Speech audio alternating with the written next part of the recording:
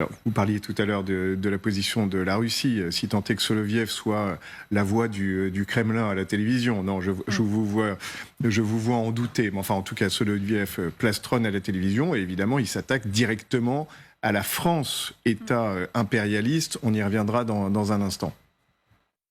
Я еще раз повторю, мы обязаны предоставить свободолюбимому народу Нигера все, что им надо. Системы ПВО, любое оружие. Французский империализм должен быть уничтожен.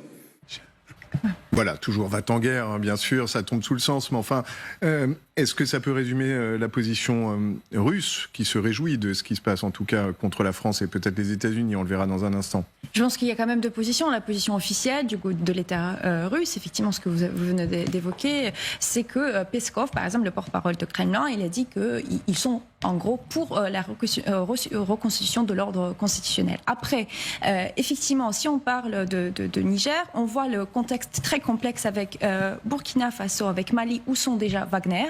Effectivement, la France se retire Wagner avec... il reprend quand même du terrain, si on peut dire. Et effectivement, c'est une opportunité pour la Russie, à travers des forces Wagner, d'exercer une influence ou au moins de mettre la pied à terre en Afrique. Et l'Afrique, il était toujours quand même un jeu stratégique pour les Russes. Et je pense que ça sera quand même difficile de dire qu'ils ne vont pas utiliser cette opportunité. Et vous regardez la même s'ils ne l'ont pas provoqué, hein, on le répète à chaque fois. Ils n'ont pas provoqué ce qui se passe, mais quand même, ils vont essayer d'utiliser, jouer justement cette carte de décolonisation qui peut parler justement à la population, mais aussi soutenir les putschistes. Un petit mot et on passe à la position occidentale. Non, sur la position russe, moi, il me semble que justement la Russie est assez mal à l'aise dans cette situation, parce que le président Bazoum en était proche, l'Algérie très proche de la Russie réclame le retour à l'ordre constitutionnel tout en rejetant une intervention extérieure. Donc en effet, il y a des tentatives, notamment d'activer une opinion publique contre la France avec toujours cette rhétorique anti-impérialiste. Mais aujourd'hui, il me semble que le cas du Niger est extrêmement différent de ce qui s'est produit au Mali et il n'est pas avéré encore que Wagner est aussi implanté au Burkina Faso qu'il peut l'être au Mali, l'histoire des deux États ou en Centrafrique, exactement.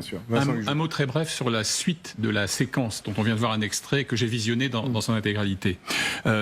Soloviev parle de la Blacko-Russia.